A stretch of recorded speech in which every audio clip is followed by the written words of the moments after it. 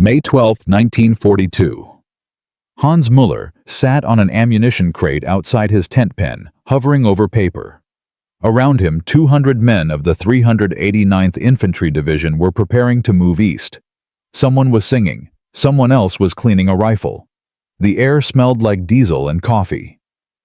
Hans wrote, "Dear Mother and Father, we have received new winter coats." He stopped, crossed it out, started again. "Dear Mother and Father, the officers say we'll be home by Christmas." A shadow fell across the page. Feldwebel Otto Rahn stood there, cigarette dangling from his lips, 35 years old and looking 50. Writing home. "Yes, Feldwebel. What are you telling them? That we'll be home by Christmas?" Otto laughed bitter and short. "Sure you will. In a box, maybe." Hans looked up startled. The Führer said, "The Führer," Otto interrupted, "is in Berlin. We're going to Russia." He walked away before Hans could respond. Hans stared at the unfinished letter. His hand was steady. He believed every word he was about to write. He had to. "Dear Mother and Father, we have received new winter coats, though I hope we won't need them. The officers say we'll be home by Christmas. I miss you both. Your loving son Hans." He folded it, sealed it, handed it to the postal clerk. 3 weeks later, his mother would read it in their kitchen in Cologne and cry with relief.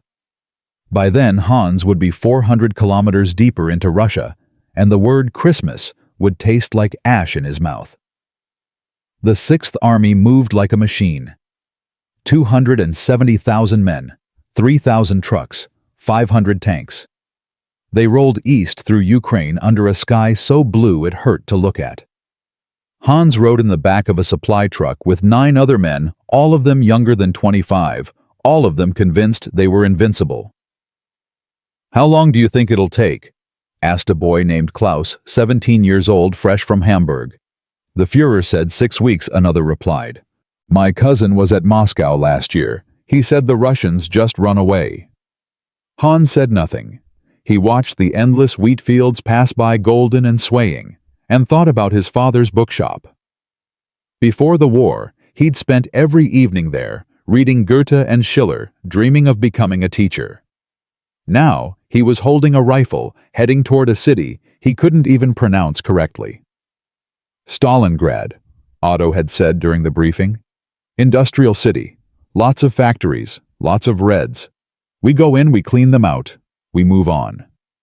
Simple, clean, surgical. Hans wanted to believe it. June 28th, the Don River. The Sixth Army stopped to regroup. Hans stood at the water's edge, watching the current. Behind him, thousands of men were digging in, setting up artillery, preparing for the final push. Klaus appeared beside him, boots sinking into the mud. "Is that it? Is that Stalingrad?" Hans squinted east.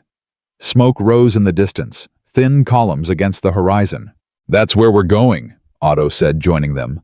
He spat into the river. "How far?" Klaus asked. 100 kilometers, maybe less." "That's nothing." "Sure," Otto said. "Nothing." He lit a cigarette, hands cupped against the wind. "Tell me something, boy. You ever kill anyone?" Klaus hesitated. "Not yet." "You will." Otto took a long drag. "And when you do, don't think about it. Don't remember their face. Don't ask yourself if they had a family. Just pull the trigger and move on. Understand?" Klaus nodded, pale. Otto turned to Hans. "What about you, Müller? You ready?" Hans opened his mouth, closed it. "I don't know." "Good. That's the first honest thing I've heard all week." Otto walked away, trailing smoke. That night, Hans tried to write another letter. He sat in his tent, listening to the sounds of 200 men settling in for sleep. Snoring, coughing, someone praying in whispers. He wrote, "Dear Mother, I'm scared." He stared at the words for 5 minutes. Then he tore the paper into pieces and started again. "Dear Mother and Father, we are approaching Stalingrad. The weather is beautiful. I am well. Your loving son Hans. Lies came easier than truth. He'd learned that already. July 17th. The first artillery shells fell on Stalingrad's outskirts. Hans heard them from 30 kilometers away, a distant thunder that rolled across the steppe like a storm. The men cheered. They thought it meant the war was almost over. By August 23rd, German tanks reached the Volga River north of the city. Hans saw the photographs. Soldiers posing beside the water, grinning arms around each other's shoulders. Victory. Glory. History. His company wasn't there. The 389th Infantry Division was assigned to attack from the northwest through the industrial district. Factories and warehouses. Steel and concrete. "Why can't we go through the city center?" Klaus asked during the briefing. The lieutenant didn't look up from his map. "Because the Luftwaffe already burned it down. Nothing left there but rubble. We go where the Reds are." "Where are they?" "Everywhere." August ended. September began. Hans didn't write home anymore. There was nothing to say that wouldn't terrify his mother or get censored by the postal officers. Instead, he kept a small notebook writing fragments when he could. September 3rd. Reached the outskirts. City is burning. Smoke so thick I can taste it. September 7th. Lost 2 men to snipers. Didn't see where the shots came from. September 11th. Klaus asked me if I think we'll win. I didn't answer. September 13th. 0600 hours. Hans's company received orders to clear a residential block near the Dzerzhinsky tractor factory. The briefing lasted 3 minutes. Suspected Red Army holdouts in the apartment complex. Estimated 10 to 15 combatants. Clear the building. Secure the perimeter. Move on. Simple. Clean. Surgical. They moved out at dawn. 12 men. Otto in front. Hans in the middle. Klaus at the rear. The apartment building loomed ahead, 4 stories of gray concrete windows like empty eyes. Otto raised his fist. Everyone stopped. Silence. Not even wind. "I don't like this," someone whispered. "Shut up," Otto hissed. They approached the entrance. The door hung crooked on broken hinges. Inside, darkness. Otto went first. Hans followed, heart hammering so hard he thought everyone could hear it. The stairwell smelled like burnt wood and something else. Something sweet and rotten. They climbed to the 2nd floor. Otto signaled 2 men left, 2 men right, everyone else straight ahead. Hans went straight. Klaus stayed close behind him, breathing fast and shallow. They reached a doorway. Otto kicked it open. The machine gun opened fire before Hans even saw it. The noise was unbelievable. Not like training, not like anything. The man in front of Otto went down, chest exploding red. Another man screamed and fell. Otto dove left. Hans threw himself right, slamming into a wall so hard his teeth clacked together. The machine gun kept firing. Plaster and brick dust filled the air. Someone was shouting in Russian. Someone else was crying in German. "Grenade!" Otto yelled. Hans pressed himself, flat hands over his head. The explosion sucked all the air from the room, replaced it with pressure and heat and ringing silence. Then more gunfire. Screaming. The wet sound of bullets hitting flesh. Hans couldn't think. Couldn't breathe. His training evaporated. He was 23 years old, lying in rubble, and he wanted his mother. "Müller?" Otto's voice cut through the chaos. "Move now." Hans moved. He didn't decide to. His body just did it. He crawled forward, rifle clutched in shaking hands, dust coating his tongue. He reached a doorway. Looked inside. A girl was reloading a rifle. Maybe 19. Dark hair. Thin face. Her hands moved fast, practiced. She looked up. Saw him. For 1 second they stared at each other. Hans saw her eyes widen. Saw her mouth open. He pulled the trigger. The rifle kicked into his shoulder. The girl jerked backward and fell. Just like that. One moment alive, the next moment not. Hans stared at what he'd done. The rifle slipped from his hands. "Good shot," Otto said, appearing beside him. "Now move. We're not done." They weren't done. It took 4 more hours to clear that building. 8 Germans died, 15 wounded. The Soviets fought from every room, every closet, every corner. Some of them were soldiers. Some weren't. When it was over, Hans sat on the floor in a room that used to be someone's kitchen. There was a table overturned. Broken plates. A child's drawing on the wall, crayon flowers under a yellow sun. Otto sat beside him, bleeding from a cut on his forehead. "First time?" Hans nodded. He couldn't speak. If he spoke, something would break inside him. "She would have killed you," Otto said. "I know." "Then why do you look like that?" "Like what?" "Like you just murdered someone." Hans turned to look at him. "Didn't I?" Otto wiped blood from his eyes, smearing it across his temple. "No. You killed an enemy combatant. There's a difference." "Is there?" Otto didn't answer. After a moment, he stood up, wincing. "Get some rest. We move again at dawn." That night, Hans tried to write home. He sat in a basement that smelled like cordite and blood, notebook on his knees, pen in his hand. "Dear Mother and Father." He stopped. What could he say? That he'd killed someone. That she'd looked young enough to be his sister. That he could still see her eyes when he closed his. He wrote, "We are still in Stalingrad. It is taking longer than expected. Please send warm socks." He didn't mention the girl. Some truths were too heavy to carry home. September ended. October came. Hans's company shrank from 180 men to 90, then to 60. Fresh replacements arrived every week. Boys of 17 and 18 with clean uniforms and bright eyes. Hans stopped learning their names. It was easier that way. October 14th. The Germans launched their largest offensive yet. 90,000 men, 300 tanks, 2,000 artillery pieces, all concentrated on the Dzerzhinsky tractor factory. Hans's unit attacked at dawn. The factory was hell-made solid. Twisted steel girders, collapsed walls, smoke so thick you couldn't see 3 meters ahead.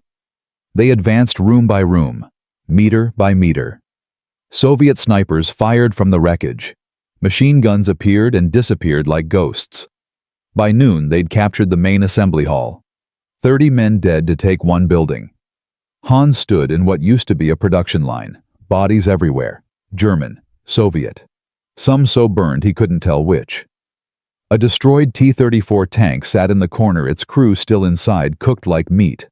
Klaus was beside him, pale and shaking. "We won, right? We took it." Otto spat blood. "Sure, we took it." "Then why are you laughing?" "Because, kid, we'll lose it again tomorrow. And we'll take it back the day after. And we'll keep taking and losing this same goddamn building until we're all dead." Klaus stared at him. "You're lying." "Am I?" Otto pointed at the bodies. "Those men died taking this factory 3 days ago. The Reds took it back. Now we took it again. How many times do you want to die for the same pile of bricks?" Klaus didn't answer. He walked away, shoulders shaking. Hans stayed. He needed to hear something else. He needed to hear the truth. "Did he?" Otto looked at him, eyes hollow. "When did you stop being naive?" "September 13th, about 3 seconds after I shot that girl." "Good. Now you might actually survive." They held the factory for 3 days. Then the Soviets counterattacked and took half of it back in a single night. The battle became a loop. Attack, capture, defend, lose. Attack again. Days blurred into nights. Hans forgot what month it was. Forgot what day. Almost forgot what he was fighting for. Almost. October 28th. Hans sat in a frozen cellar with 9 other men. They hadn't eaten in 2 days. Outside, the temperature was dropping. Winter was coming. Hans pulled out his notebook. His hand shook so badly he could barely hold the pen. "Writing home again?" Otto asked. He was sitting across from him wrapped in a threadbare blanket. "Trying to." "What are you going to tell them?" Hans stared at the blank page. "I don't know." "Tell them you're scared. Tell them you want to come home. Tell them the truth." "I can't." "Why not?" "Because it'll hurt them." Otto laughed harsh and bitter. "You think lying hurts them less? You think they don't know?"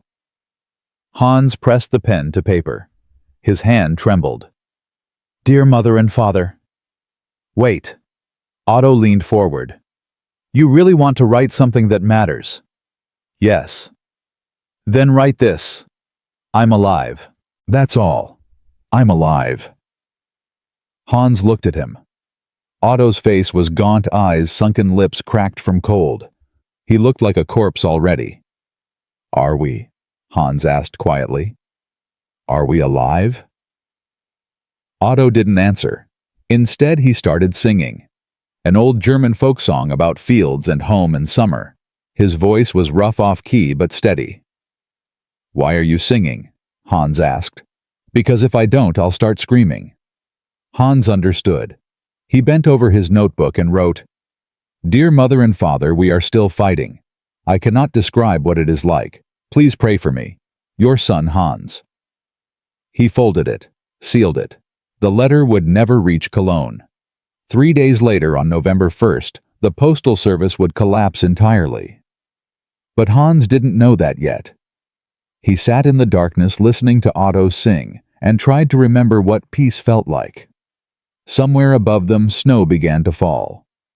The first snow of winter, soft and silent, covering the ruins, covering the dead, covering everything. And far to the northwest and south, beyond the horizon, beyond the reach of German scouts and reconnaissance, 2 Soviet armies were moving into position. Operation Uranus. Over 1 million men, 3,000 tanks, 13,000 artillery pieces. The trap was closing. The 6th Army didn't know it yet. They were too busy fighting for buildings, for streets, for meters of frozen ground. Hans put his notebook away and closed his eyes. In the darkness, he heard Otto's voice singing about home, and for just a moment he let himself believe they might actually see it again. But in his heart, in the place where truth lived, he already knew better. November 2nd, 1942. Hans woke to silence. Not the usual silence of exhausted men sleeping. This was different. Heavier. Like the air itself was holding its breath. He sat up in the cellar joints, cracking from cold. Around him, 8 men lay curled in blankets that were more holes than fabric. Otto was awake, staring at nothing. "You hear that?" Otto whispered. "I don't hear anything." "Exactly." Hans listened. No artillery, no gunfire, no aircraft overhead. For the first time in 2 months, Stalingrad was quiet. "What does it mean?" Hans asked. Otto's jaw tightened. "Nothing good." At 0730 hours, the order came down: all units report to battalion headquarters immediately. Hans's company assembled in the ruins of what used to be a school. 37 men left. In August, they'd been 180. The battalion commander stood on a pile of rubble, face gray. "Gentlemen, I won't lie to you. Yesterday, Soviet forces broke through our Romanian allies north and south of the city. As of this morning, we are surrounded." Silence. Not even breathing. Klaus raised his hand, voice cracking. "Surrounded, all of us.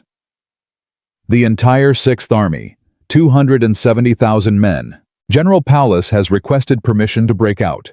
The Führer has ordered us to hold position." Someone laughed. High and sharp, on the edge of hysteria. The commander continued. "The Luftwaffe will supply us by air until relief forces arrive. Rations will be reduced to preserve." "How long?" Otto interrupted. "Excuse me? How long until relief arrives?" The commander looked at him. 2 weeks, maybe 3. And if it doesn't, then we hold until it does." The commander climbed down from the rubble. Dismissed. The men stood there, nobody moving. Hans felt something cold slide down his spine that had nothing to do with the weather. Klaus turned to him, eyes too bright. 2 weeks. That's nothing. We can last 2 weeks. Hans didn't answer. He looked at Otto, who was staring at the gray sky like he could see through it. Feldwebel, Otto spat. Start counting your bullets, boy. We're going to need them. By November 10th, the rations had been cut in half. By November 15th, cut in half again. The Luftwaffe supply flights came sporadically, weather permitting, dropping crates that often landed in Soviet-controlled territory or shattered on impact. Hans's company received 1 loaf of bread per day. 37 men. 1 loaf. They divided it with a ruler and a knife. Each man got exactly 4.3 centimeters. Anyone caught stealing faced immediate execution. It happened twice in the first week. Hans chewed his portion slowly, making it last. The bread was frozen solid. He had to hold it in his mouth until it thawed enough to swallow. It tasted like sawdust and mold, but it was food, and food was everything. Klaus sat beside him, staring at his own piece. My mother makes apple cake, every Sunday, with cinnamon and sugar. I can smell it. Can you smell it? No. I can. Right now, I can smell it. Klaus's hands were shaking. He'd lost 15 kilos in 3 weeks. His uniform hung on him like a tent. Eat your bread, Hans said quietly. I'm saving it for later. Eat it now. You might not have a later. Klaus looked at him, and for a moment Hans saw real fear, not the fear of bullets or bombs, the fear of understanding. We're not getting out, are we? Klaus whispered. Hans wanted to lie, wanted to say something reassuring, something hopeful, but he'd used up all his lies writing letters home. I don't know. Otto says we're all going to die here. Otto says a lot of things. But he's always right. Hans couldn't argue with that. He ate his bread and said nothing. November 23rd. Hans's company was ordered to hold a section of the tractor factory they'd already captured and lost 4 times. The Soviets attacked at dawn. 200 men against 30. The battle lasted 6 hours. When it was over, 23 Germans were left standing. Klaus wasn't one of them. Hans found him in the factory's basement, propped against a wall, hands pressed to his stomach. Blood leaked through his fingers, black in the dim light. Müller. Klaus's voice was small, childlike. Hans knelt beside him. I'm here. I can't feel my legs. Don't talk. Save your strength. For what? Klaus coughed. Blood speckled his lips. I'm 17. I never even kissed a girl. Hans didn't know what to say. There was nothing to say. Tell my mother, Klaus whispered. Tell her I wasn't scared. I will. You're lying. Yes. Klaus smiled just a little. Thank you. His eyes closed. His hands stopped pressing. The blood kept coming. Hans sat there until Otto found him 20 minutes later. He's gone, Otto said. I know. We need to move. Reds are regrouping. Hans stood up. His legs felt hollow. How many more? How many more what? How many more are going to die in this goddamn factory? Otto looked at Klaus's body, then at Hans. All of us. Eventually. They left Klaus there. There was no time for burial. No energy for prayers. The factory had become a graveyard, where the dead outnumbered the living, and the living envied the dead. December arrived like a punishment. The temperature dropped to -20 Celsius. Then -30. The Volga River froze solid. Men's fingers turned black with frostbite. Sentries froze to death at their posts, rifles still in their hands. Hans's company had shrunk to 14 men. They lived in a basement that used to be a cafeteria. The kitchen equipment was still there. Massive steel ovens and prep tables all useless now. They burned furniture for warmth, then floorboards, then pieces of the walls. On December 8th, they received their ration, half a loaf of bread for 14 men. Someone had done the math. 35 grams per person. One slice. Otto divided it with surgical precision. Each man watched the knife like it was cutting diamonds. A soldier named Werner spoke up, voice hoarse. "I'll trade my bread for a cigarette." "Nobody has cigarettes," someone replied. "Then I'll trade it for anything. A letter from home, a photograph, a memory." Werner was crying. "I just want something that isn't this." Nobody answered. What could they say? They'd all had that thought. They were all thinking it right now. Hans took his portion and moved to the corner as far from the others as possible. He couldn't stand watching them eat, couldn't stand the sounds they made, the desperate chewing, the way they licked their fingers afterward to catch every crumb. He pulled out his notebook, his last one. The others had been burned for warmth. This one he'd hidden in his boot, pressed against his skin. "Dear Mother and Father, I am still alive." His hand cramped. He had to stop, flex his fingers, try again. "I know it has been weeks since my last letter. Mail service is difficult. I want you to know that I think of you every day. I think of home. I think of the bookshop and Sunday dinners and everything I took for granted." He paused. Ink was precious. Paper was precious. Every word had to count. "If I don't come home, please know that I loved you both. Please know that I tried." He couldn't finish. His throat closed up. He folded the paper and put it away. The letter would never be sent anyway. The last postal flight had been 3 weeks ago. Otto sat down beside him, moving like an old man. He was 35 but looked 60. His face was skeletal, eyes sunken deep. Still writing. Still pretending to. Good. Pretending is important. Keeps you human. Does it? Hans looked at him. "I don't feel human anymore. I feel like an animal. All I think about is food and warmth and not dying. Is that human?" Otto was quiet for a long time. Finally he said, "You know what I miss most?" "What?" "Coffee. Real coffee. Not this ersatz garbage. I had a cafe near my apartment in Berlin. Every morning I'd get a cup before work. The owner knew my name. He'd have it ready when I walked in." Otto closed his eyes. "I can taste it. I swear to God I can taste it right now." "What was his name?" "The owner." "Herman. Old guy. Made the best coffee in Berlin." Otto opened his eyes. "He was Jewish. I never told anyone. When they came for him in '38, I pretended I didn't know. I just stopped going to that cafe, found a different one." Hans stared at him. "Why are you telling me this?"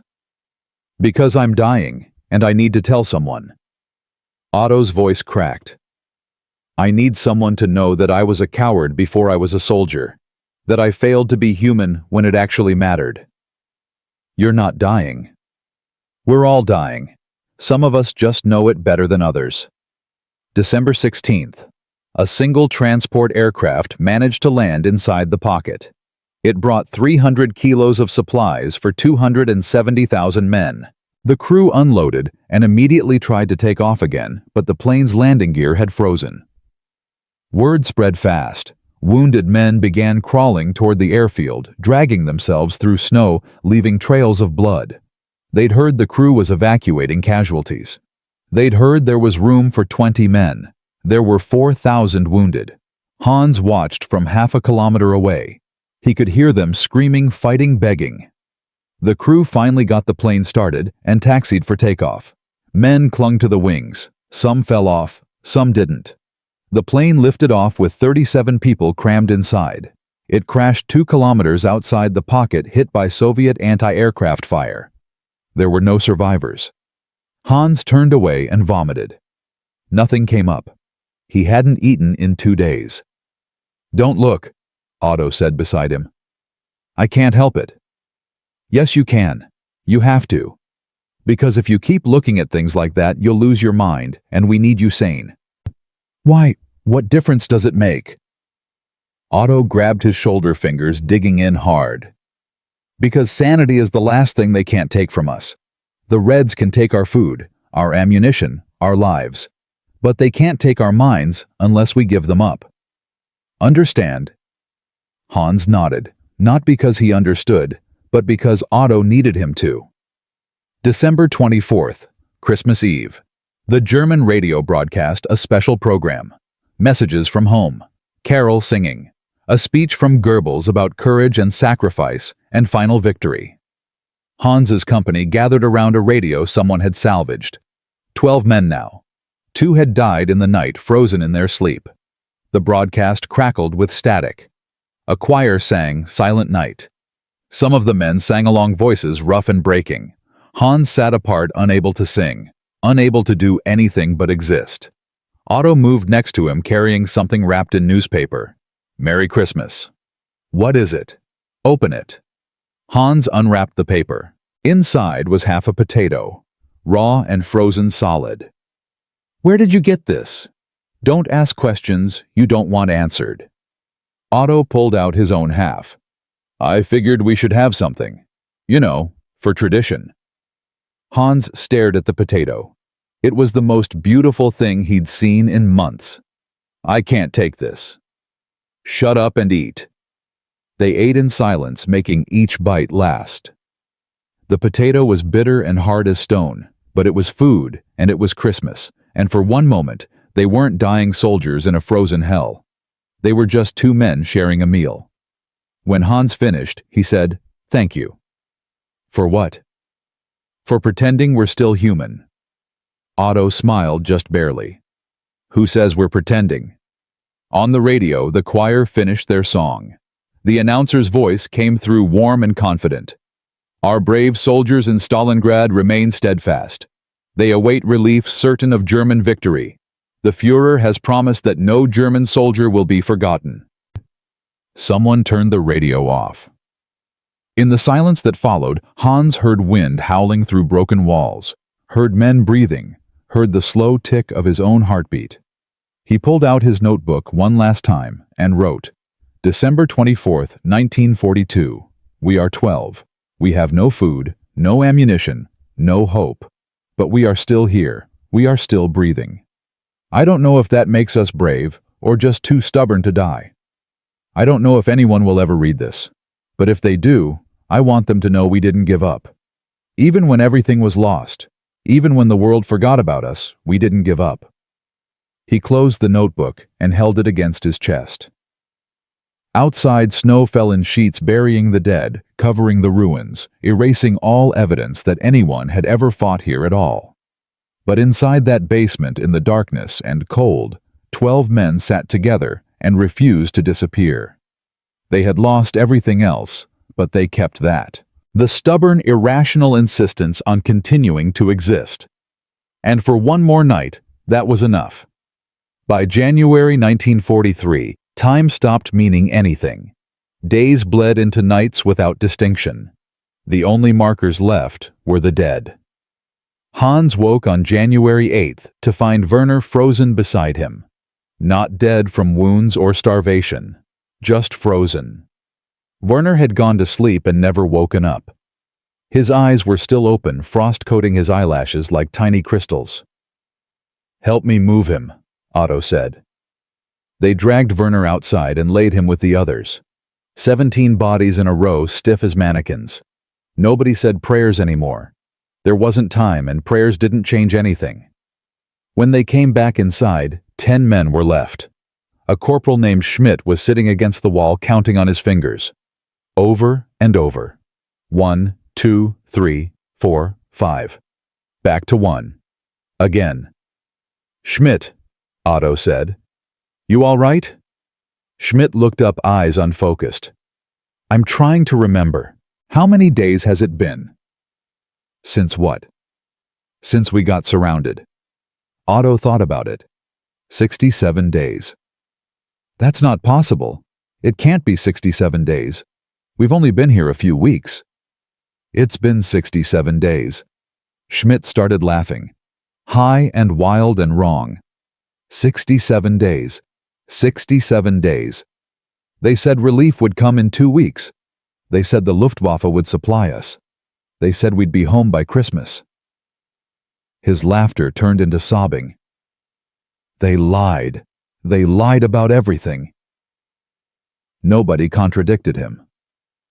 What was the point? Hans moved to the corner and sat down. His body felt wrong. Too light.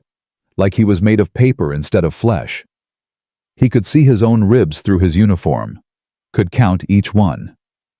Otto joined him, moving with the careful slowness of someone much older. You need to eat something. There's nothing to eat. The ration comes at noon. Hans laughed bitter. You mean our 20 grams of bread? That's not eating. That's dying slower. Slower is still better than faster. Is it? Hans looked at him. Werner died in his sleep. He didn't suffer. He just stopped. Maybe that's better. Maybe we should all just stop. Otto's hand shot out and grabbed Hans's jaw, forcing him to look up. His grip was weak but desperate. Don't say that. Don't even think it. Why not? It's true. Because the moment you accept death, you're already gone.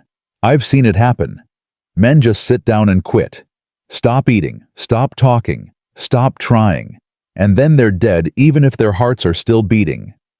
Otto released him. Promise me you won't do that. I can't promise anything. Promise me anyway. Hans wanted to refuse. Wanted to tell Otto that promises were luxuries for people who had futures. But something in Otto's face stopped him. Fear. Real, raw fear. I promise, Hans whispered. Otto nodded and closed his eyes. Good. That's good.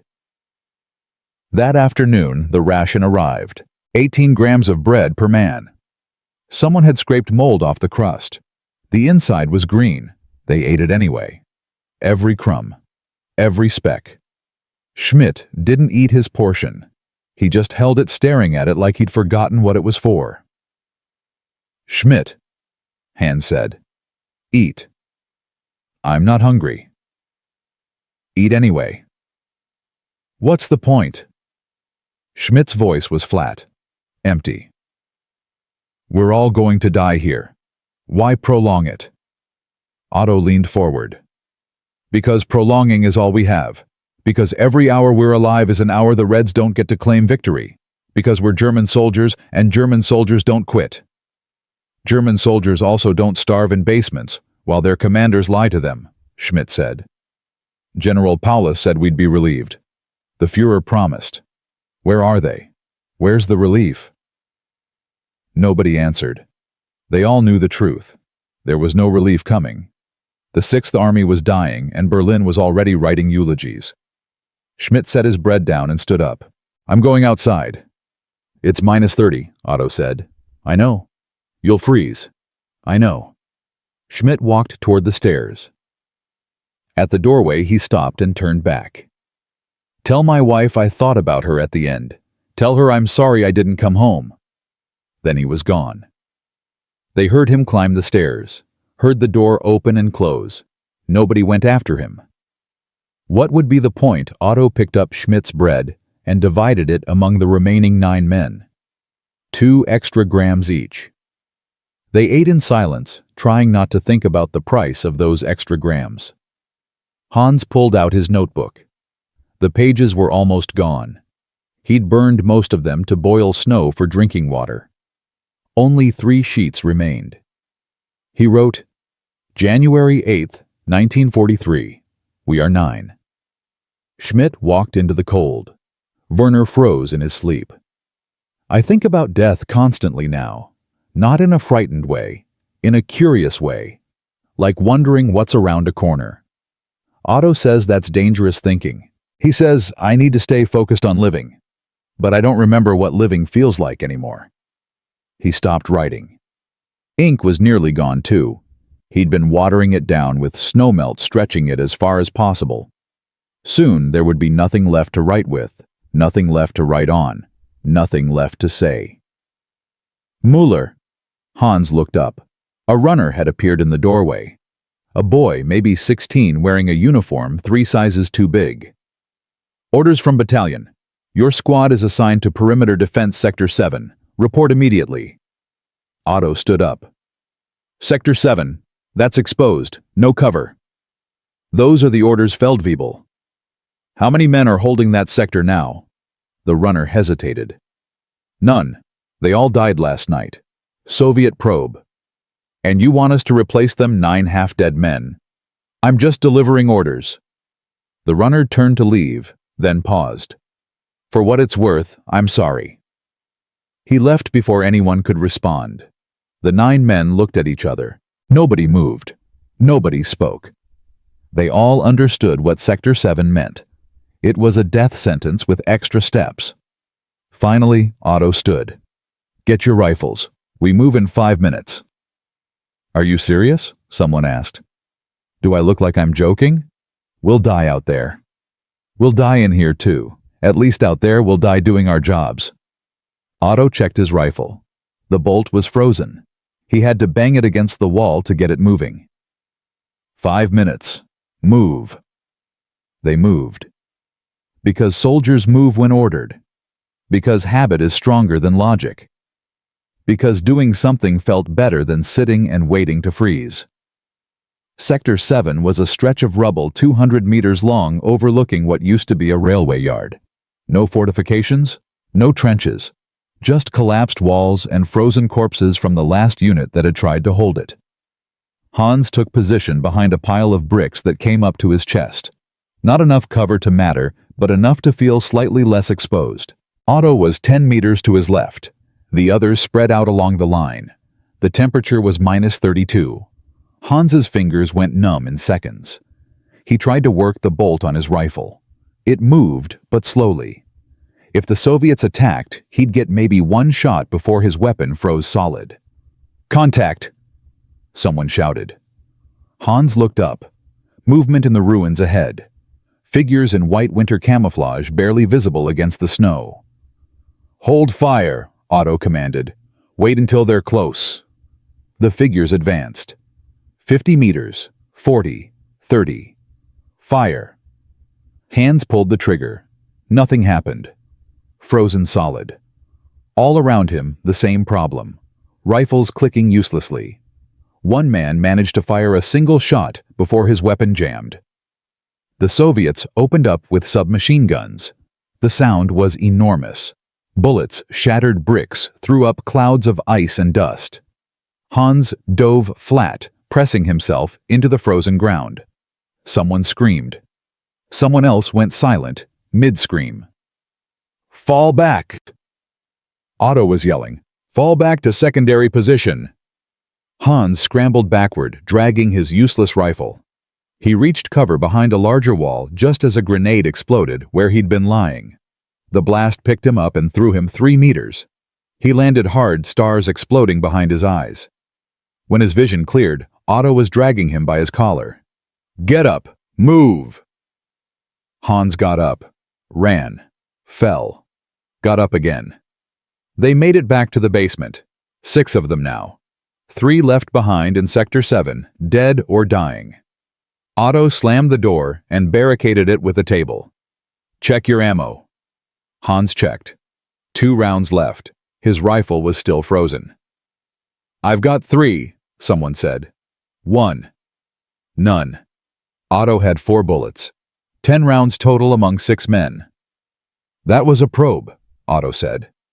They were testing our strength. They'll come back tonight with more men. When they do, we won't be able to stop them. So what do we do? Hans asked. We survive until morning. Then we figure out tomorrow. And if they come back, then we do what we've been doing for 2 months. We fight with whatever we have until we can't fight anymore. That night, Hans sat with his back against the wall rifle across his lap, waiting for an attack that might or might not come. Beside him, a soldier named Koch was crying quietly. I want my mother, Koch whispered. I just want my mother. Hans said nothing. What could he say? That everything would be okay, that they'd survive this. Those were lies and everyone knew it. Instead, he reached over and put his hand on Coke's shoulder. Just that. A simple touch. Connection. Proof that neither of them was alone. Coke's crying slowly stopped. After a while, he fell asleep, head tilted back against the wall. Hans stayed awake, keeping watch. Not because orders required it, but because if Coke was going to sleep, someone needed to make sure he'd wake up again. Otto appeared beside him, moving like a ghost. You should rest. Can't. Why not? If I close my eyes, I might not open them again. Otto sat down with a grunt. I've been thinking about my son. Hans looked at him surprised. You have a son. He'll be 8 now, maybe 9. I lose track. Otto stared at the darkness. Before the war, I used to read to him every night. Adventure stories, knights and dragons and heroes who always won. What was his name? Peter. Otto's voice cracked on the name. I haven't thought about him in months. Tried not to. It hurt too much. But tonight I can't stop. What will you tell him when you get home? I'm not going home. You don't know that. Otto turned to look at him. Yes, I do. And so do you. We've known it since November. We just didn't want to say it out loud. He paused. But I need you to do something for me. What? If by some miracle you survive and I don't find my family, tell Peter that his father thought about him every day. Tell him I'm sorry I didn't come home. Stop, Hans said. You're not dying. Promise me. Otto. Promise me. Hans closed his eyes. I promise. Otto nodded slowly. Thank you. He stood up, joints popping. I'm going to check the perimeter. He walked away before Hans could respond. Hans sat there listening to Coke's breathing, listening to the wind howl through broken walls, listening to his own heartbeat. And he thought about promises. About all the promises he'd made and broken. About the promises others had made to him. About how promises were just words, and words didn't stop bullets, or cold, or hunger. But sometimes in the deepest dark words were all anyone had. January 10th. A supply drop. The first in 12 days. 6 containers parachuted into the pocket. 2 landed in Soviet territory. 3 shattered on impact. 1 survived. Inside ammunition, no food, no medicine, just bullets. The distribution officer looked at the crate like it was a sick joke. What are we supposed to do with this? We can barely hold our rifles and they send us bullets. But they took them anyway. Because bullets were better than nothing. Because somewhere in Berlin, someone had decided bullets mattered more than bread. Hans received 10 rounds. He loaded them into his rifle with fingers that barely worked, and he tried not to think about what those 10 rounds meant. That someone expected him to use them. That someone expected him to keep fighting. That someone somewhere still believed the 6th Army could be saved. But Hans knew better. They all knew better. The 6th Army wasn't an army anymore. It was a ghost haunting the ruins of Stalingrad, waiting for someone to finally let it rest. January 15th. 5 men left. Coke had died in the night, pneumonia, or starvation, or just exhaustion from the effort of living. It didn't matter which. Dead was dead. Hans helped carry him outside. They laid him with the others, a row that now stretched 30 meters. 30 meters of frozen corpses, all of them wearing the same uniform, all of them forgotten by everyone except the men, still alive to count them. When Hans came back inside, Otto was sitting alone in the corner. He wasn't moving, just sitting, staring at his hands. Feldwebel. No response. Hans sat down beside him. Otto, talk to me. I killed a child, Otto said quietly. Hans went cold. What? In Poland, 1939. We were clearing a village. There was a boy, maybe 12. He had a rifle. An old hunting rifle, probably his grandfather's. Otto's voice was flat. He pointed it at us. My lieutenant ordered me to shoot, so I did. One bullet. Center mass. He dropped like a stone. Why are you telling me this? Because I need to tell someone before I die. I need someone to know what I did. Otto looked at him, eyes hollow. The boy's mother came running out, started screaming. My lieutenant shot her too. Said we couldn't leave witnesses. Hans didn't know what to say. What could anyone say to that? I tell myself it was war. Otto continued. I tell myself I was following orders. I tell myself the boy would have shot first. But none of that changes what I did. None of that makes it right. Why now? Why tell me this now? Because we're dying, and I don't want to die carrying this alone. Otto's hands were shaking. I want someone to remember. I want someone to know that before I became this thing, this frozen corpse waiting to happen, I was a man who did something unforgivable. And I'm sorry.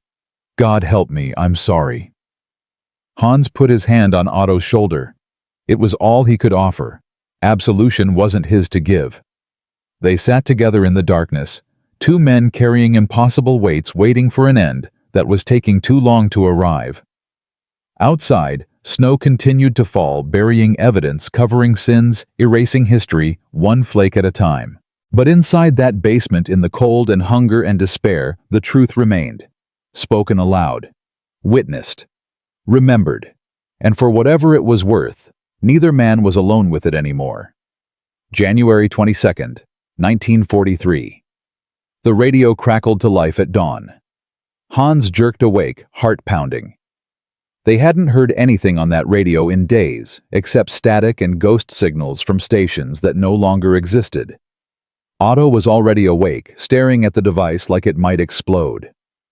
A voice came through, distorted and breaking. All units 6th Army. General POWs orders. Prepare for final defensive positions. Relief operation has been unsuccessful. Maintain discipline. Heil Hitler. Then static again. The 4 remaining men sat in silence. The words hung in the frozen air like a death sentence read aloud. That's it then, someone whispered. A private named Vogel, 20 years old, who'd stopped talking 3 days ago and had just now found his voice again. That's it, Otto confirmed. No relief? No rescue? Nothing? Nothing. Vogel started laughing. Not the hysterical kind from before. This was different. Quiet and resigned, and somehow worse. My father said the Wehrmacht never abandons its soldiers. He said that before I left. Made me promise to be brave. He looked at his hands. I want to tell him he was wrong. I want to see his face when I tell him the Führer let us die here. You won't get that chance, Otto said flatly. I know. Vogel stopped laughing. That's the funny part. We all know. We've known for weeks. But hearing it on the radio somehow makes it real. Hans pulled out his notebook. 1 page left. Half a page, really. He'd burned the rest last night to boil snow. He wrote, January 22nd. They've stopped lying to us. That almost feels like mercy. His handwriting was barely legible. The pencil kept slipping from his fingers. He'd lost all feeling in his hands 2 days ago. Could barely make a fist anymore. What are you writing? Otto asked. I don't know. Something. Anything. Hans looked at the words. They meant nothing and everything. If I stop writing, it means I've given up. You should give up. We all should. Then why haven't you? Otto didn't answer. He stood up, joints cracking like breaking ice, and moved to the doorway. Outside, dawn was breaking. Gray light filtering through gray ruins under a gray sky. Because I'm too stubborn, Otto finally said. Because my son needs to know his father didn't quit. Because maybe somewhere in this frozen hell stubbornness counts for something. A shell exploded 3 blocks away. The ground shook. Dust fell from the ceiling. Nobody flinched. They'd stopped flinching in December. January 24th. Soviet loudspeakers blared across no man's land. A woman's voice speaking German, clear and precise. German soldiers, your situation is hopeless. General Paulus has been promoted to Field Marshal. No German field marshal has ever surrendered. You know what this means. You have been sacrificed. Your commanders have abandoned you. Surrender now and you will be fed. You will receive medical care. You will survive this war. The message repeated every hour, over and over. Same words, same voice, mechanical and relentless. Hans listened from his position in the basement. The words made sense. Perfect logical sense. Why die for leaders who'd already written them off? Why starve when the enemy promised food? Don't even think about it, Otto said. I wasn't. Yes, you were. I can see it in your face. Hans looked at him. What if she's telling the truth? She probably is. The Reds have food. We don't. The math is simple. Then why not surrender? Because the moment we do, we become traitors. And if by some miracle any of us survive this war, they'll shoot us for cowardice. Otto lit a cigarette. His last one. He'd been saving it for weeks. Besides, do you really think the Reds will treat us well? We killed their families, burned their cities. You think they'll forgive that? Hans had no answer. Every choice led to death. Surrender or fight, freeze or starve, the destination was the same. Only the route changed. That night Vogel disappeared. Hans woke at 0300 and found his position empty. No note, no explanation. Just gone. He went over, Otto said. He was sitting by the window watching the darkness. How do you know? Because I watched him. Saw him crawl out into no man's land. Saw him wave a white cloth. Saw the Reds take him. Why didn't you stop him? Why should I? He made his choice. We should report it. Otto laughed harsh and bitter. Report it to who? There's 3 of us left. There's no chain of command anymore. There's no army. There's just us sitting in a basement waiting to die. Hans wanted to argue but couldn't. Otto was right. The 6th Army had ceased to exist as a functional unit. What remained were fragments, individual soldiers clinging to life out of habit. The 3rd man, a corporal named Bauer, spoke up from his corner. I'm going too. What? Hans turned to him. Tomorrow morning. I'm surrendering. Bauer's voice was calm, decided. I'm 22 years old. I want to see 23. That's worth being called a traitor. They'll shoot you, Otto said. Maybe, maybe not. But I know what happens if I stay here. At least surrender gives me a chance. Otto said nothing, just smoked his cigarette and stared into the darkness. Bauer left at dawn. Hans and Otto watched him go, watched him stumble through the rubble, hands raised, white cloth tied to a stick. Watched Soviet soldiers emerge and surround him. Watched them lead him away. You think he'll make it? Hans asked. No. Why not? Because the universe isn't kind. Because mercy is a myth. Because we're all dead, and some of us just haven't stopped moving yet. Otto crushed out his cigarette. It's just us now. Just us. 2 men in a frozen basement in a dead city fighting a lost war for an empire that had already forgotten them. Hans should have felt despair, should have felt terror. Instead, he felt nothing. Numbness had become a kind of armor, protection against reality. January 26th. Artillery pounded their sector all day. The Soviets were preparing for a final push. Hans and Otto took turns on watch, rifles ready, knowing the weapons were almost useless. Frozen mechanisms, 3 bullets between them, but holding the rifles made them feel like soldiers instead of corpses. That evening a runner appeared. Actually appeared. Hans thought he was hallucinating until the boy spoke. Orders from command. All remaining units fall back to the city center. Consolidation for final defense. Otto stared at him. What command? There is no command. General Paulus requests all soldiers report to. Paulus is in a bunker somewhere drinking the last of the wine while we eat our boots. Otto's voice was ice. Tell him to come here and deliver his orders himself. The runner's face went white. I'm just delivering. Get out. Otto raised his rifle. "Get out before I waste one of my 3 bullets on you." The runner fled. Hans watched him go. "We should follow orders." "Why? What's the point?" "Fall back to die somewhere else. At least here we know the terrain." "Maybe there's actually a plan." "There's no plan. There's never been a plan. Just old men moving markers on maps while we bleed." Otto sat down heavily. "We stay here. We die here. At least we die on our terms." January 28th. The temperature dropped to -37. Hans couldn't feel his feet anymore. Hadn't felt them in days. When he looked down, his boots were white with frost. He didn't take them off to check. Didn't want to see what was underneath. "Talk to me," Otto said. "About what?" "Anything. I need to hear a human voice." Hans thought for a moment. "Tell me about your son again. Peter."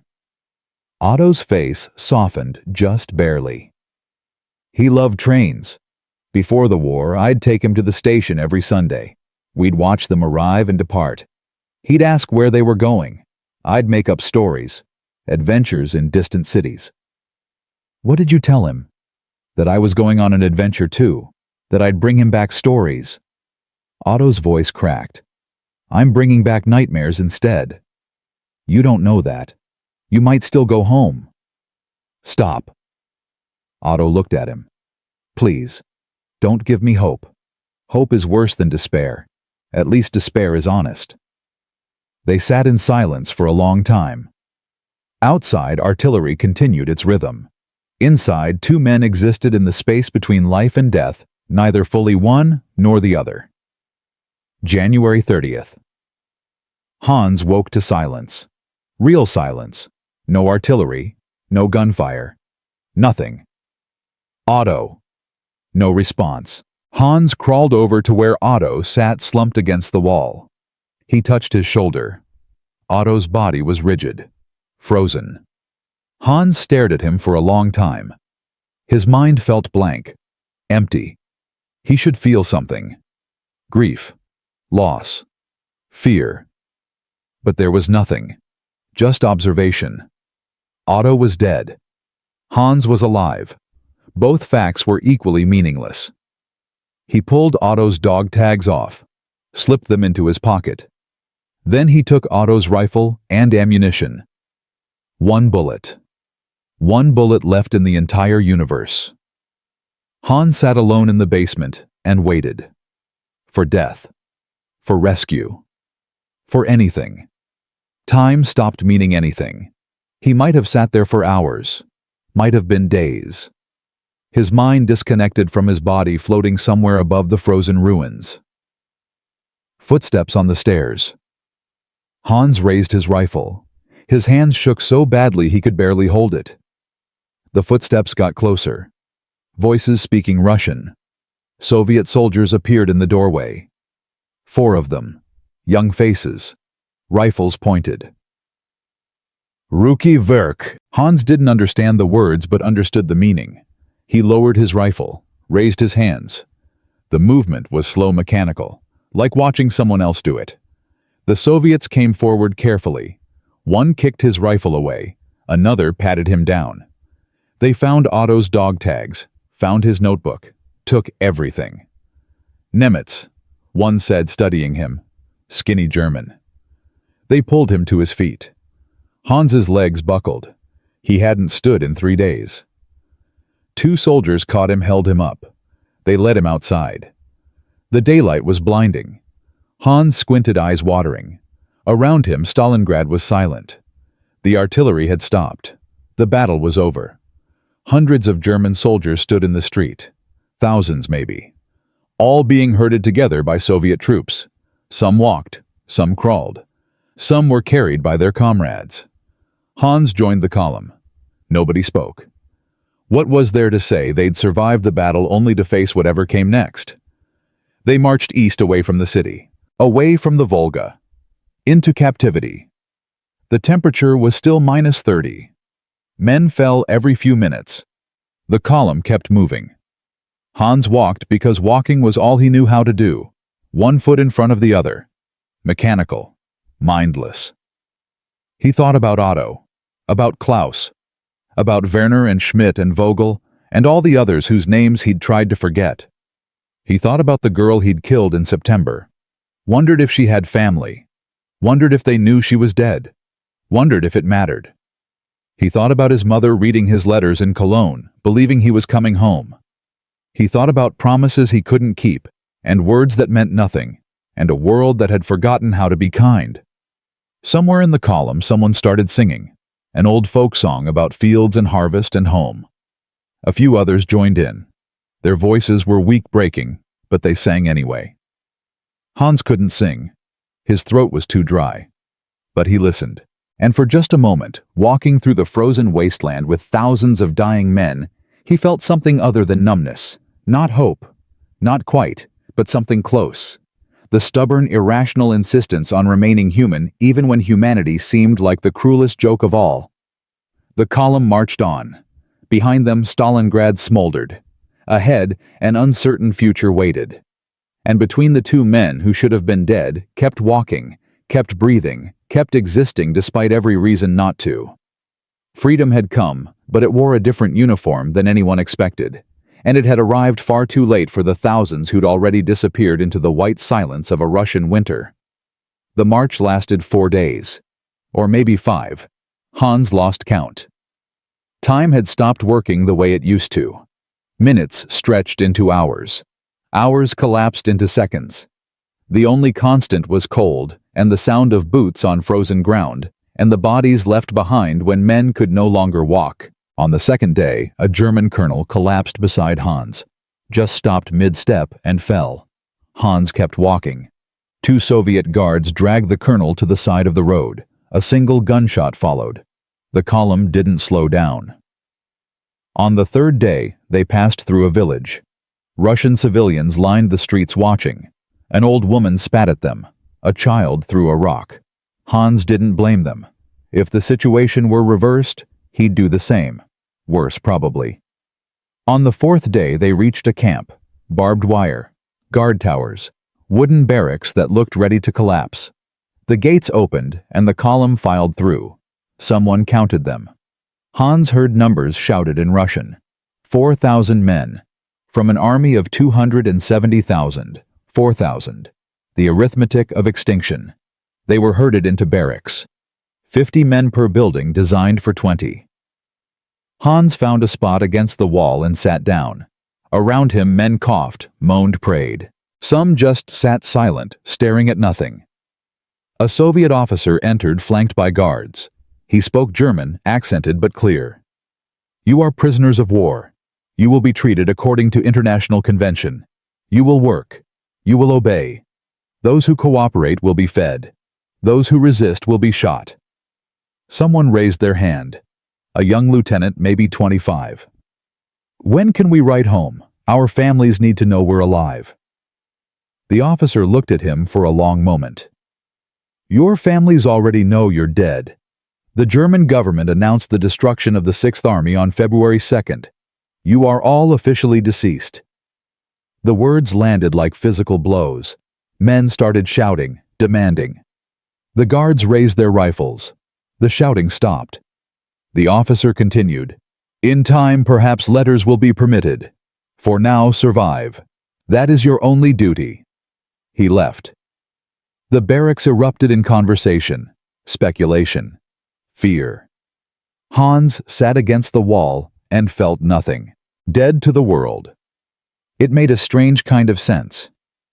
He'd felt dead for weeks. Now it was just official. That night, Hans couldn't sleep. Around him, 49 men breathed in rhythm, a collective sound like wind through ruins. He thought about his parents reading his name in a newspaper. Killed in action. Died for Führer and fatherland. All the empty words. He thought about Otto's son Peter. 8 years old. 9 now, maybe. Being told his father was never coming home. Being told he died a hero.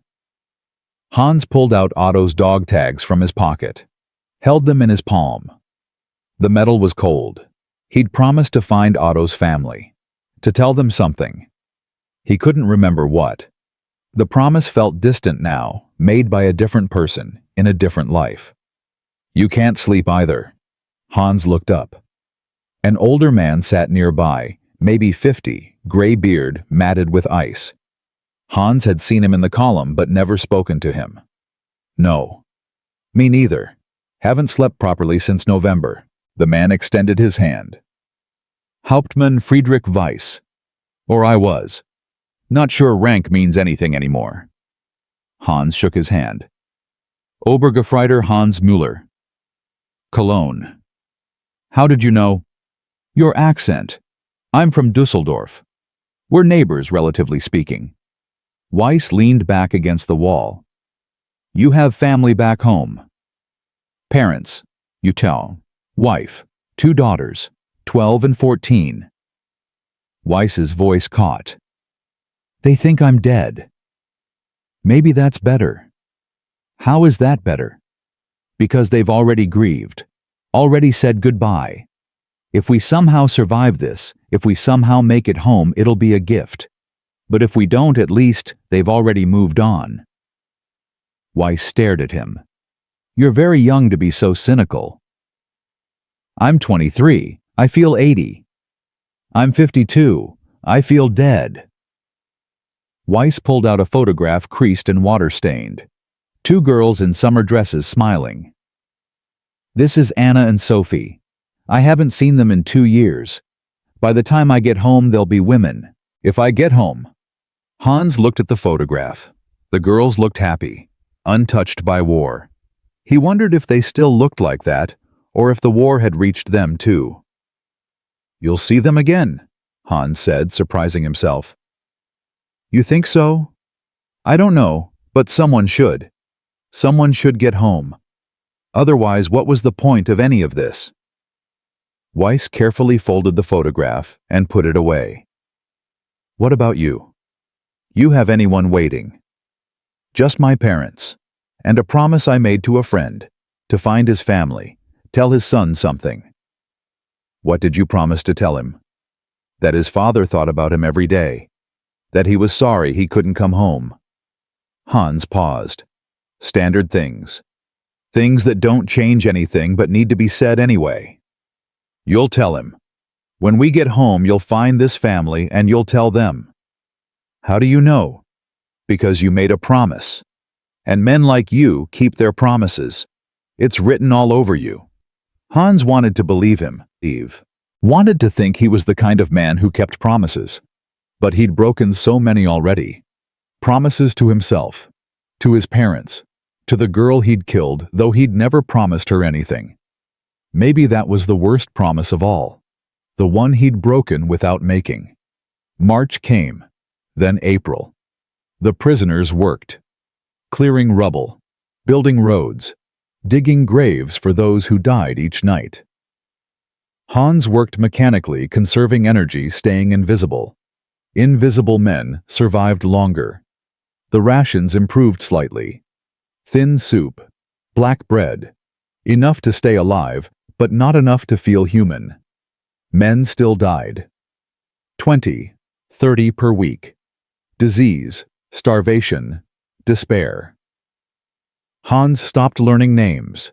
It was easier that way. In May, letters were finally permitted, 1 per month.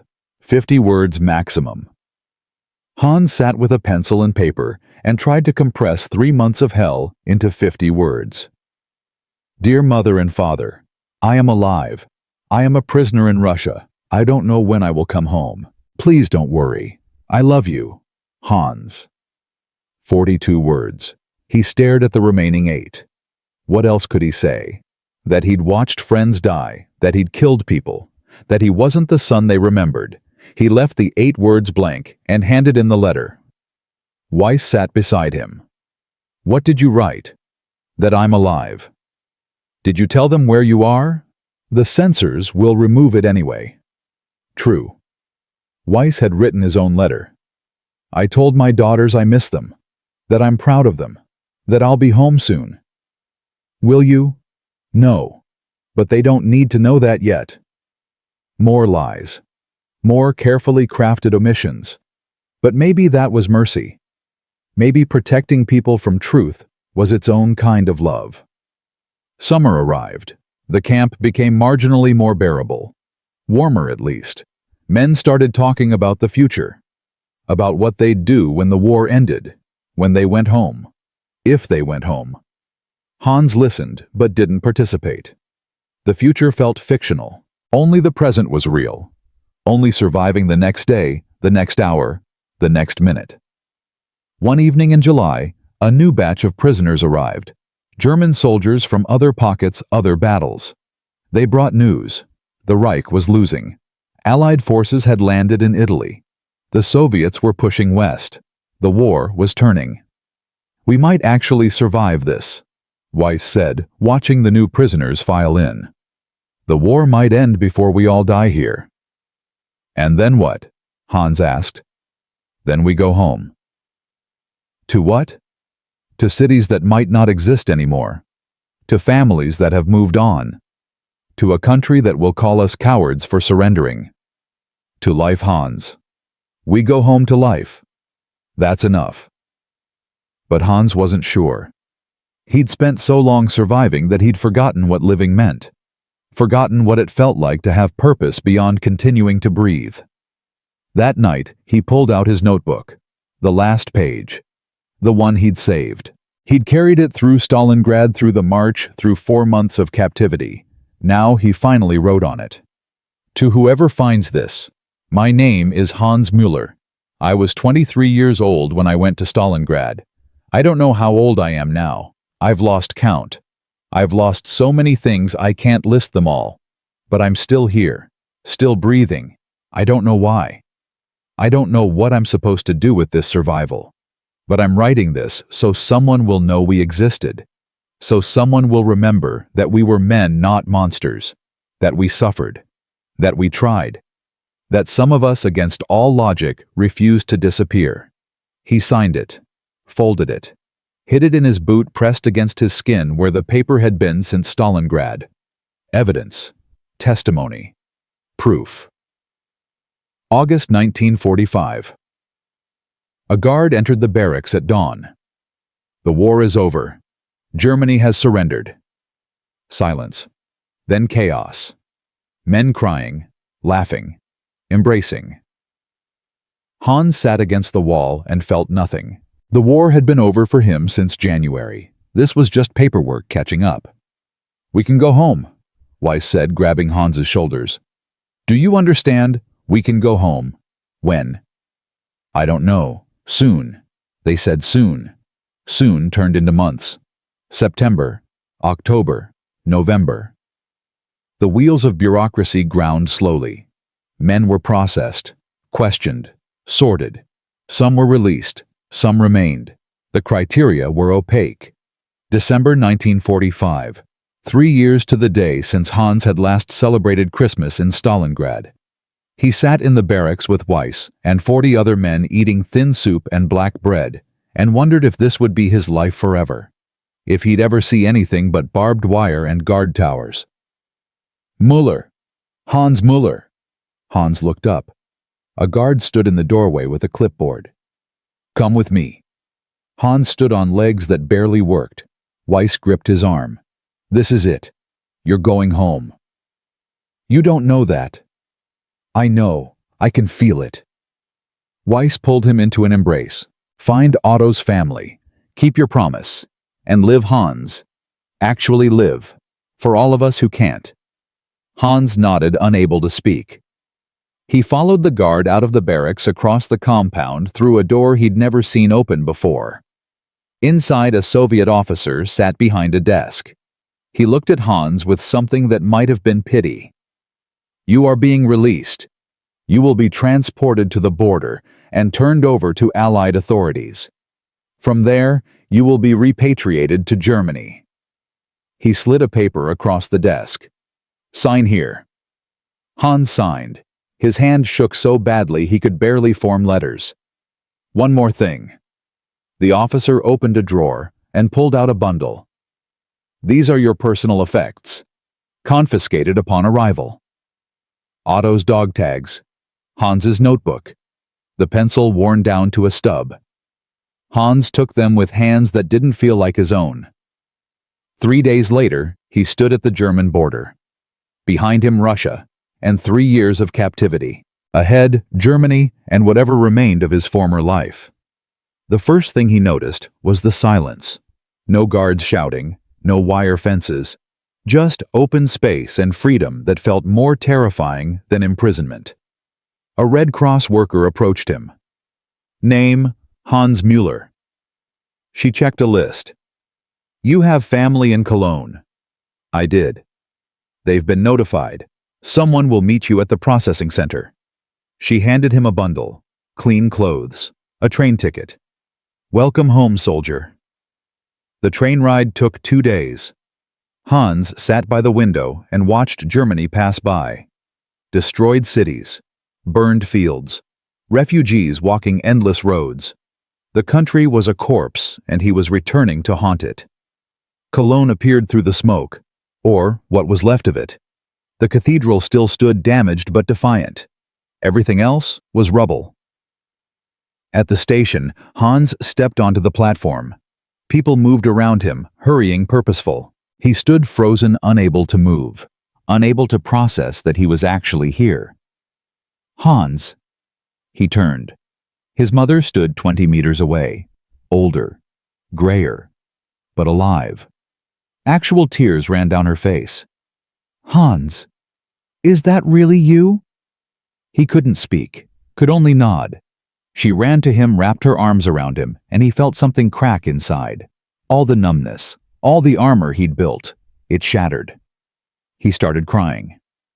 For the first time since Klaus died, since Otto froze, since the girl in September, he cried. And his mother held him and said nothing, because there was nothing to say.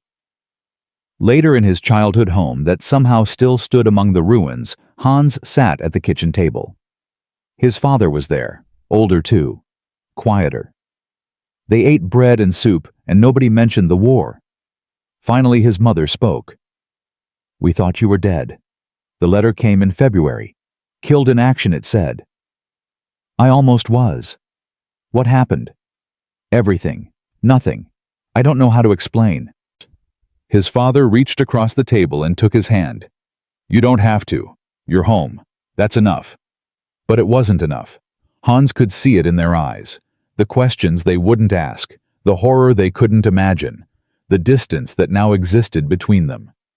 That night, Hans lay in his childhood bed and stared at the ceiling.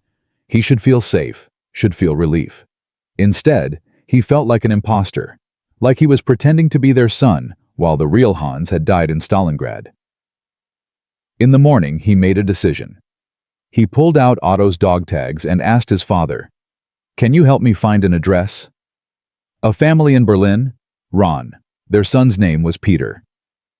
His father looked at the tags. Why? Because I made a promise. It took 3 weeks to locate them. The Ron family had moved after their apartment was bombed.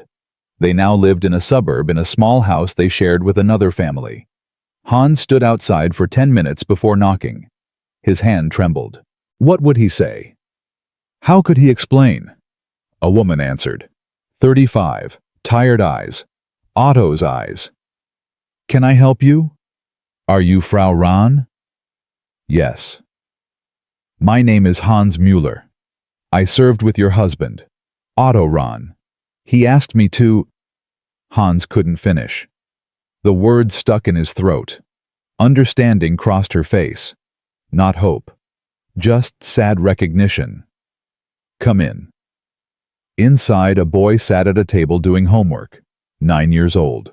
Dark hair. Otto's chin. Peter, Frau Ron said gently. This man knew your father. Peter looked up. His eyes were old. Too old for 9. Hans knelt down to Peter's level. He held out the dog tags. Your father wanted me to tell you something. He thought about you every day, every single day. When everything was terrible, when everything was impossible, he thought about you, about taking you to the train station, about reading to you at night. He said you liked adventure stories. Peter took the tags with small hands. Did he die brave? Hans thought about Otto in that basement, smoking his last cigarette, confessing his sins, refusing to quit. Yes, he died very brave. He never gave up, even when he had every reason to. He kept fighting because he wanted to come home to you. But he didn't come home. No, he didn't. And I'm sorry. I'm so sorry. Peter held the dog tags against his chest. Thank you for telling me. Frau Rahn walked Hans to the door. Was it bad? At the end? Hans looked at her. He could lie. Could tell her Otto died quickly, painlessly. But she deserved truth. Yes, it was bad. But he wasn't alone. And he never forgot you. Either of you. She nodded, eyes wet. Thank you for keeping your promise. Hans walked home through the ruins of Berlin. The sun was setting, casting long shadows across the rubble. He thought about all the promises broken and kept. About the men who had died and the few who'd survived. About the arbitrary nature of it all. That night he pulled out his notebook. The final page with his final words. He read them again, words written by someone who felt like a stranger now. Then he started a new notebook. Fresh pages. Clean paper. My name is Hans Müller. I survived Stalingrad. I don't know why. I don't know what I'm supposed to do with this survival. But I will tell the story. I will remember the names. I will carry them forward because someone has to. Because if we forget, if we let these men disappear into history without testimony, then we've learned nothing. Then it could all happen again. He wrote through the night. About Klaus and his apple cake dreams. About Werner counting days on his fingers. About Schmidt walking into the cold. About Vogel choosing surrender. About Otto confessing his sins and singing folk songs in the dark. He wrote about the girl he killed. About her eyes. About how she'd looked young enough to be someone's sister. About how that moment had changed something fundamental inside him. He wrote about the arithmetic of extinction. 270,000 men. 4,000 survivors. The numbers that don't capture what it felt like to watch an army dissolve into snow. He wrote until his hand cramped, and the sun rose, and the new day arrived with all its ordinary demands. Years passed. Hans worked in his father's bookshop, got married, had children, lived a quiet life. But every year on January 31st, he went to the memorial that had been built in Cologne. A stone monument with names carved in granite. Names of men who'd died at Stalingrad. He'd read the names aloud. Every single one he could remember. Klaus, Werner, Schmidt, Vogel, Koch, Bauer, Otto, and hundreds more. Thousands more. And he'd tell anyone who would listen. Children on field trips. Veterans on pilgrimage. Tourists passing through. He'd tell them what happened. Not the strategic details. Not the big picture history. But the small truths. The human truths. That war is fought by people, not numbers. That heroism and horror often wear the same uniform. That survival comes with debts that can never be fully repaid. In 1973, Hans received a letter. From Weiss. From Friedrich Weiss, who'd sat beside him in that barracks and shown him photographs of his daughters. I made it home. Took 8 years, but I made it. Anna and Sophie barely recognized me. They were women by then with lives I'd missed. But we rebuilt. We learned to be a family again. I'm writing because I wanted you to know. Someone should know. We didn't all disappear. Some of us made it. Thank you for keeping me sane when nothing made sense. Thank you for believing someone should get home. Friedrich. Hans kept the letter. Added it to his collection. Evidence. Testimony. Proof that some stories have endings beyond tragedy. On January 31st, 1983, exactly 40 years after the surrender, Hans stood at the memorial with his grandson. The boy was 7. Same age Peter Rahn had been when his father marched east. Opa, why do we come here every year? Hans looked at the names carved in stone. looked at the fresh flowers people had left, looked at the old men gathered, fewer each year, survivors bearing witness. Because remembering is resistance. Because if we forget what happened, if we let these men become just numbers in a history book, then we've learned nothing. And history that isn't learned from gets repeated. Were you scared? Every single day. Were you brave? Hans thought about that, about what bravery meant. I don't think I was brave. I think I was just too stubborn to die. But I knew men who were brave, real brave, men who kept their humanity when humanity seemed impossible. Those are the men we remember. The boy looked up at him. Will you tell me their names? Yes, I'll tell you all the names I can remember. And you'll remember them too. And maybe you'll tell your children. That's how we keep them alive. That's how we make sure they didn't disappear for nothing. Hans began.